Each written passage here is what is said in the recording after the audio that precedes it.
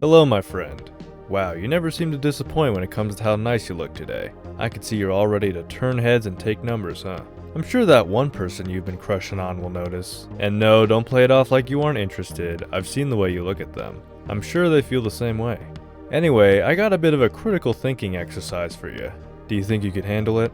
I know, this channel's supposed to be for more practical, personal advice. But a little ethical question to train your brain will probably help you out in your life, huh? Hey, maybe it'll help you to think quick, which will definitely help when you decide to actually talk to that crush of yours. So this question is in regards to cultural relativism. So what is cultural relativism? In a nutshell, it's the idea that you cannot judge the practices of a culture that you don't belong to because you can't possibly understand it. So our question regards where you might stand on the issue. Are you a cultural relativist? Are you against cultural relativism? And most importantly, what's your reasoning behind the stance you take? Now we're going to be looking at an essay from the British philosopher Mary Midgley called Trying Out One's New Sword. So she's going to be making an argument against cultural relativism, and we're going to look at some arguments made in a critique video against Midgley. Then I'll make some comments on the critique, and hopefully you guys can continue the conversation in the comments below. I mean, hey, I can't do all the work here, so I expect some high quality comments. So first off, why would someone take the cultural relativist position? Well, one main argument is that we just can't understand another culture we aren't a part of. We aren't there living that life, we're here living a different life. I mean, I'm just a naive young American. How could I possibly comprehend another culture? I know more about the penguins of Madagascar than the actual country of Madagascar.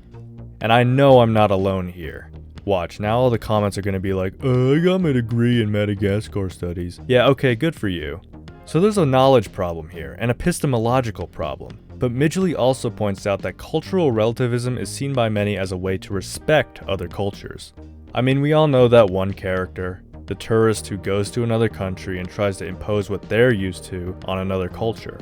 And then there's obvious blatant racism and shit like that, so one might see cultural relativism as a way to ensure against stuff like that. Alright, now let's get into Midgley. So she's working with this example in Japanese history called tsujigiri, which means to test out your new sword on a wayfarer. Obviously the katana is a very sacred weapon, and obviously if you're a samurai, you don't want your katana to just not be sharp enough in battle, so you'd have to test it out on a random stranger.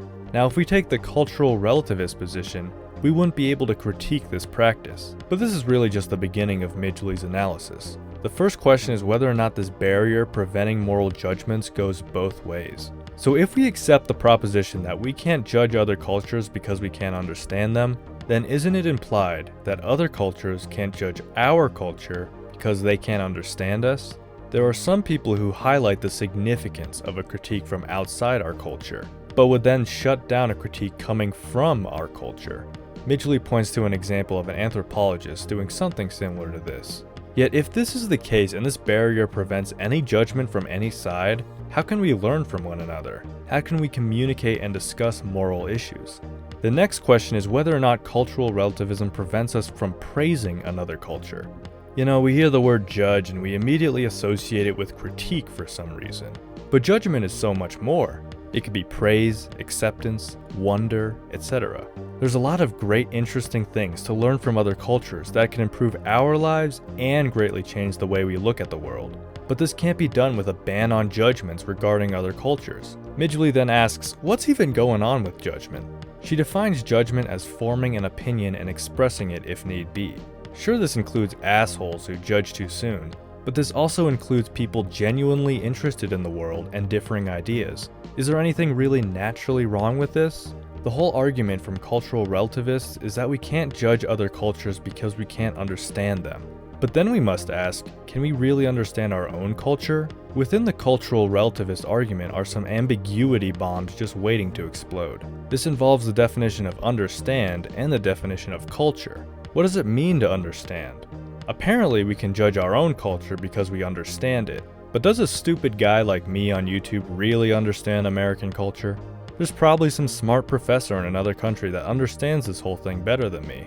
Or maybe understanding is living in the culture. But would that mean someone who's only lived a day in America has a worse understanding than someone who's lived here for 80 years? Probably, but that's thinking of understanding on a spectrum. How would that factor into the equation? But what even is culture? Like, holy shit, American culture is pretty broad considering all our states and their own culture. So I'm a Chinese American. Does that mean I'm part of that culture? But I also don't speak Mandarin.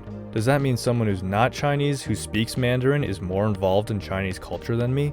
But within Chinese American culture, there's a lot of diversity too, like down to the individual level. Do we all live in our own cultures? But I don't even really understand myself, so can I not judge myself or anyone else? Well, because cultural relativists are the ones making the claim, using terms like culture and understanding, the burden is on them to define them. So if you are leaning more towards the cultural relativist position, let me know your thoughts in the comments. So I want to talk about this video, which agrees with many of Midgley's points but also critiques them. It's also a really good video, and there's this trippy vibe about it that makes it pretty dope, so go check it out. They're also pretty smart and know a lot more than me about certain philosophical lenses that we'll eventually look into.